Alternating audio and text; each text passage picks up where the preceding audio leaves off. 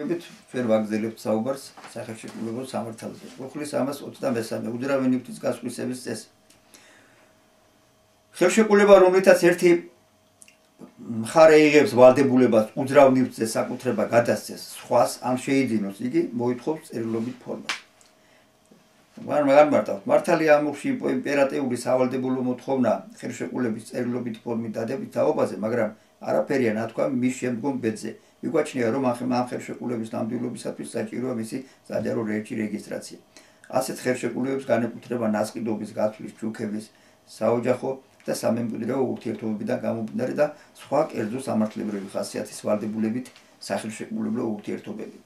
324 მუხლი ნივთის დატვირთვის შესახებ ხელშეკრულების პარაგრაფები. თუ პირი იღებს ვალდებულებას გაასხვისოს ან დატვირთოს თავისი ნივთი, ეს ვალდებულება ვრცელდება ნივთის საკუთვნებელ ზეც. თუ კი ხელშეკრულებაში სხვა რამ არ არის გათვალისწინებული. განმარტავთ, აღნიშნული მუხლით მოიაზრება მთავარი ძირითადი ნივთისა და საკუთვნებლის სამეურნეო ერთიანობის უზრუნველყოფა. სახელობ, საკუთვნებელი ის მოძრავი ნივთია, რომელიც თუმცა არ არის მთავარი ნივთის შემადგენელი ნაწილი, მაგრამ განკუთვნილია მთავარი ნივთის სამსახურისათვის, დაკავშირებულია მასთან საერთო სამეურნეო დანიშნულებით, რის გამოც იგი სივრცობრივ კავშირშია მთავარ ნივთთან და ნივთის გასხვისების ან სხვაგვარად დატვირთვის შემთხვევაში შემძენზე გადადის ასევე საკუთვნებელიც. მაგალითად, ავტომანქანის გასხვისების დროს შემძენზე ავტომობილთან ერთად გადადის გასაღები, სათადარიგო საბურავები ან სხვა ნაწილები, რომელიც საბარგულში იყო ავტომობილის პირვანდელი შეძენის პერიოდში. ამ შემთხვევაში არავითარი მნიშვნელობა არ აქვს, საკუთვნებელი მოძრავია თუ უძრავი ნივთი. თავისი შინაარსიდან გამომდინარე, აღნიშნული ნორმა შეიძლება მიესადაგოს ისეთი სახის ხელშეკრულებებს, როგორიცაა ხირავნობა, იჯარა და სხვა. 325 მუხლი ვალდებულების პირობათა განსაზღვრა სამართლიანობის საფუძველზე. თუ ვალდებულების შესრულების პირობები უნდა განისაზღვროს ერთ-ერთი მხარის ან მესამე პირის მიერ, მაშინ საეჭვოებისას ივარაუდება, რომ ამგვარი განსაზღვრა უნდა მოხდეს სამართლიანობის საფუძველზე. თუ მხარე პირობებს არ მიიჩნევს სამართლიანად, ან მათი განსაზღვრა ჭიანურდება, გადაწყვეტილებას იღებს სასამართლო. განმარტავთ, აღნიშნული მუხლით მოიაზრება ისეთი შემთხვევები, როდესაც მხარეები შეთანხმდნენ ხელშეკრულების არსებით პირობებზე, მაგრამ ზოგიერთი პირობის განსაზღვრა დატოვეს ღიად და მისი გადაწყვეტა ერთ-ერთ მხარეს მიანდეს. მაგალითად, პეტრიაშვილმა ავეჯის მაღაზია საბასთან გააფორმა ხელშეკრულება უახლესი წარმოების საძინებელ აბას შესყიდვასთან დაკავშირებით. ხელშეკრულების დადების მომენტისათვის ავეჯის მაღაზიას აღნიშნული საძინებელი ფიზიკურად არ გააჩნდა. აუხსნა პეტრიაშვილს, რომ აღნიშნული საძინებელი 10 დღის განმავლობაში შემოვიდოდა მაღაზიაში. პეტრიაშვილი დათანხმდა ამ პირობას. აი აქ უკვე ესე იგი გადაწყვეტილებას პირობა, ერთ-ერთი პირობა ხელშეკრულების ვადის შესრულებისა გადაწყვიტა ფაქტიურად მაღაზია. მეორე შემთხვევა ავიღოთ. გაბოძებს სამკერვალო ატელიე მოდაში მიიტანა ქსოვილი კოსტუმის შესაკერად.